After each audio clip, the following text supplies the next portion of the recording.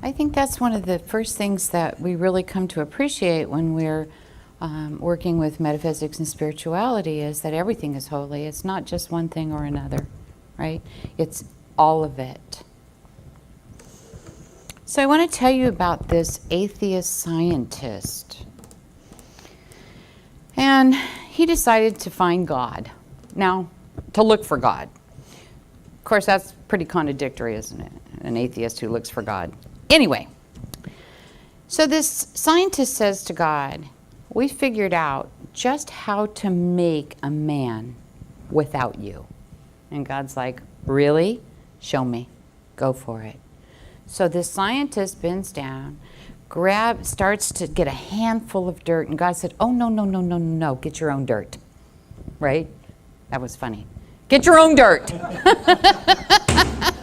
Wasn't that funny, I guess? We're going to move on.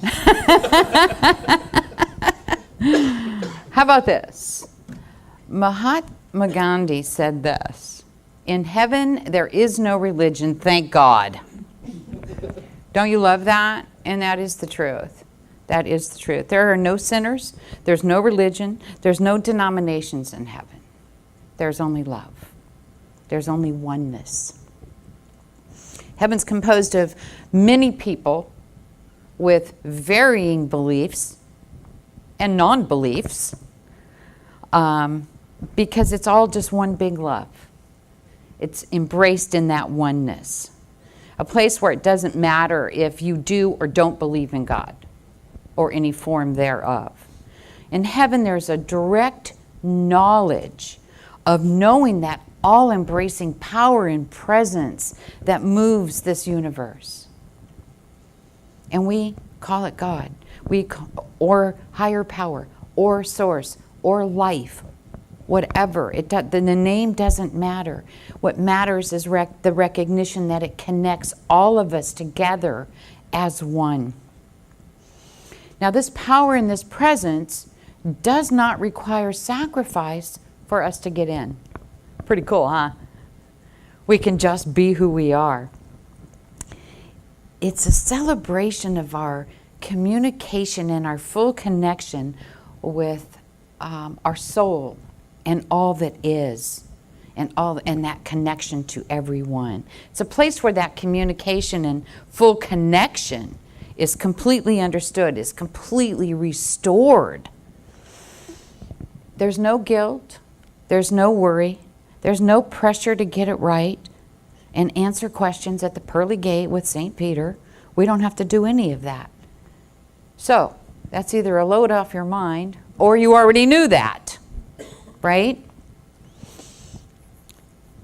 The question then becomes, with all of that, if all of that is true, the question then becomes, why are there so many different religions? Why do we have all of these? Isn't there only one God? And didn't God say the same thing to everyone?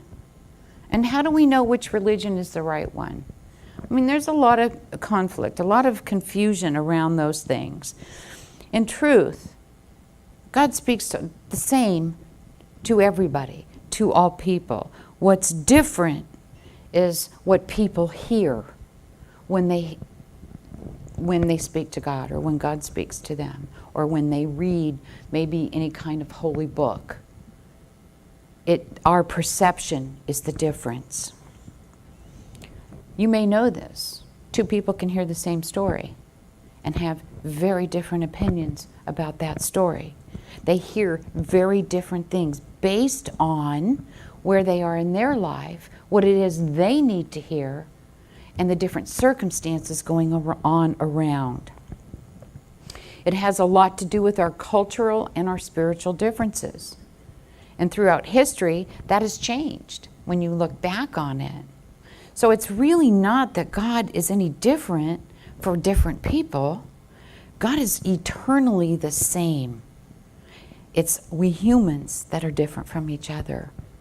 And we see God in our own way, according to the time in history and according to what is needed in our personal lives. So you've probably had the experience where people say, well, my religion is the right one. It's very common for people to say that, to feel like their religion is the right one. So many Christians, for instance, believe that you have to know Jesus, right, to get into heaven. Yet the Bible doesn't focus so much on what we believe as much as how we live our life. Are we loving our fellow man? Are we good, kind human beings? People who live lives of service are living in that Christ consciousness, no matter what name is used for that higher power.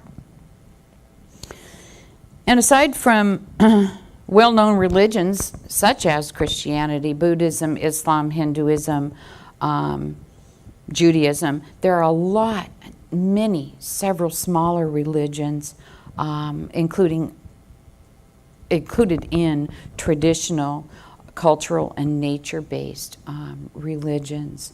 And they are throughout the world. Some we don't even know about.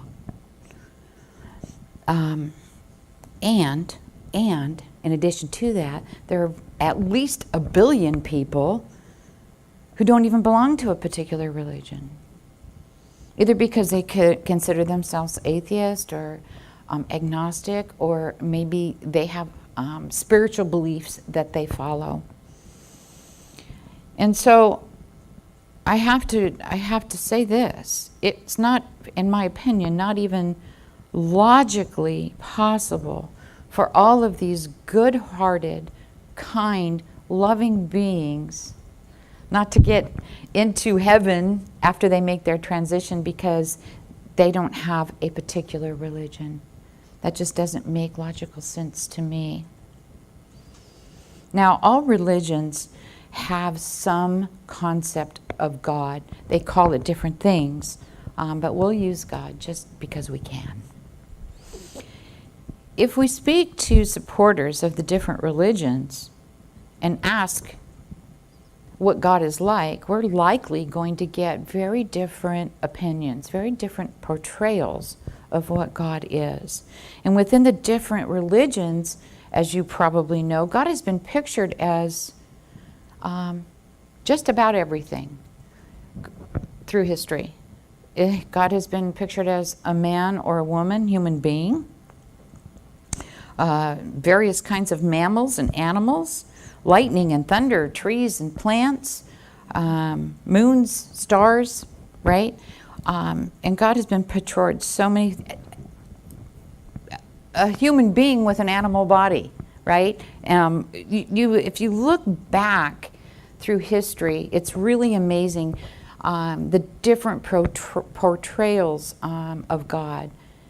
And really, it's history, it's time, it's culture, it's what people need at the time. And then we start talking about the different mental and emotional characteristics of God and how those have been portrayed through the years. It's said, and we've all heard this, right? That God loves, God hates, God's wrathful, God's merciful, God's all forgiving, yet everyone who doesn't believe or do certain things, they're in trouble. So it's no wonder we're confused, right? It gets a little bit crazy.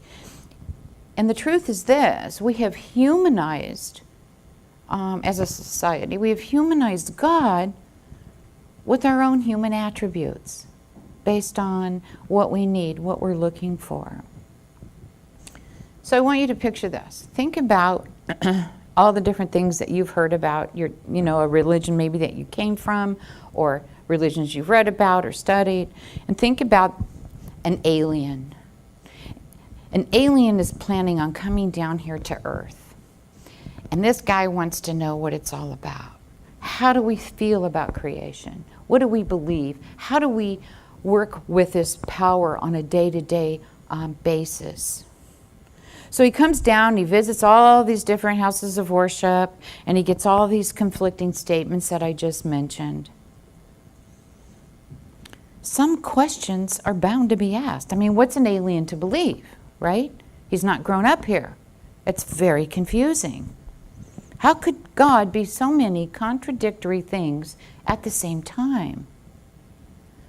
And that's something that we really have to work with and understand and look at. If we asked people from various religions how they know what God is like, likely they're going to say to you, well, I base it on what I've read. I base it on what I've been told. And everybody reads from their own holy book. And then they're told, in a lot of the traditions, okay, this is what it means, this is how you're supposed to feel, and what you're supposed to do to make it all good. There's a story about an Inuit hunter, and he asked a local missionary priest, if I didn't know about God and sin, would I go to hell? And the priest said, well, of course not if you didn't know. So the Inuit hunter said, well, then why did you tell me? You see, it's so important for us to remember that God didn't make these religions. People did. People did based on their own knowledge, based on their own information. No matter what religion we look at, the people who believe in it think that they are the ones who have the real truth. And guess what? Who knows? Who knows? We all have our own truth, is how I see it. Certainly there are a lot of people who are religious, take a much broader view than that. Here at Common Ground, for instance, right? We're open to all of that. I love hearing how you feel, how you see the world, what makes you tick, what makes you motivated. I think that's really important. And be it from a religion or from your spirituality, it doesn't matter. It doesn't matter because it's coming from within. The point is, we do not need to be affected by the traditions and the expectations of others in a negative way. I think that's the most important thing. God did not intend for us to feel pressured, frustrated, or unhappy over how life works. That wasn't the goal.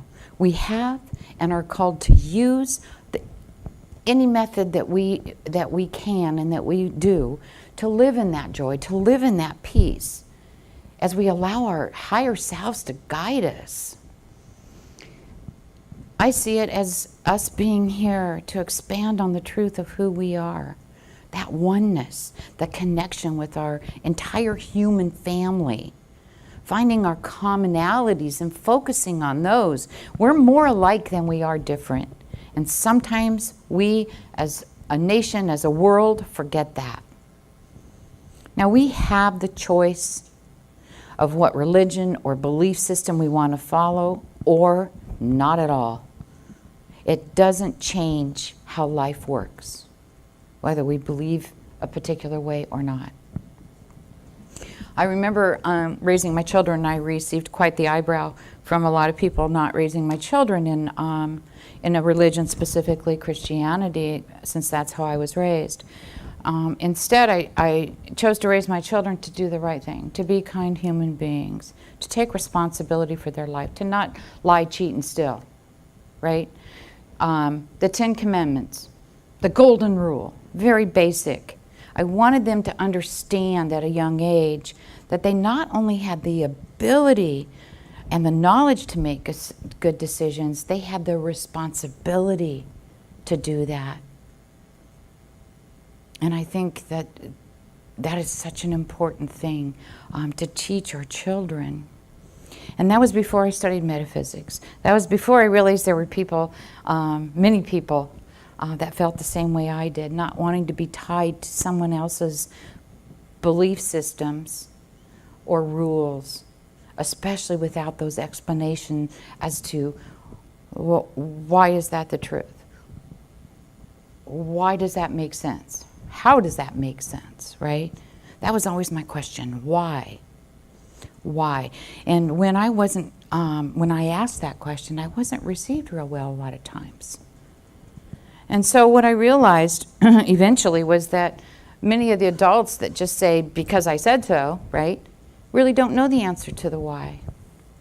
So they weren't hiding anything from me, they just didn't know. They just simply said things that they believed, that they were taught. And that's the way they felt because they were supposed to. It was passed on maybe from their family. And so there was that expectation to just go along with the program. When we're emotionally attached to people, our families in particular, or our churches, we believe what we're told when we're young, right? We're sponges. We hear it all. We're very impressionable. And there's so many things in our life that we continue to hang on to, and a lot of times we don't even realize we're still hanging on to them. And we do that just because simply that's the way it's always been. That's the way it's supposed to be. As adults, though, we get to consciously choose our path and choose our beliefs. We have the choice to choose a particular religion or not. We have the choice to believe in a higher power or not. It's entirely up to us. We eventually come to that realization that if what we believe isn't a fit for us anymore on a physical, personal, social, spiritual level, we don't have to believe it anymore. And how freeing is that? Every religion out there is the best and right one for the people that are involved with it, who believe it. I know that. Humans come in all varieties, and therefore we need a variety of religions to help people find their path, to strengthen the faith, to strengthen our compassion for our fellow human beings. That's what we're here for. Recognize that oneness, and all of us do it in our own unique way. We don't ever want to impede anyone else's right to believe how they do. We want to honor that. Nobody has the corner on truth, not even us. Can you imagine? Each of us has our own way of perceiving the world and creating our own truth. Most of us here have chosen a spiritual path. I know some still practice religion, and I think that's great because they don't have to be mutually exclusive. That's the really great news. Religion can absolutely be spiritual, and spirituality some people will call a religion. Religion, the difference is that religion tends to incorporate a lot of ritual and doctrine, and that can be an incredibly valuable tool as a way to connect with our source. Spirituality is a more personal path, and it's something that we find deep within ourselves. We don't search for it out here. It's our way of loving, accepting, and relating to the world, to the people around us. It's not going to be found in a building. It's not going to be found in a book. It is always found in here and within. It's about spirituality more than anything, to me, is about remaining open to change. And what happens is many times that means a change in our belief system, change in how we see the world. So no matter how many different ways that God's voice is heard, it's the same message that's being given, be it through any of the religions or through spirituality. And what's that message? Love. Love God. Love your fellow human beings. Live the truth. Live with compassion. We have many faiths in this one world in which we need to coexist.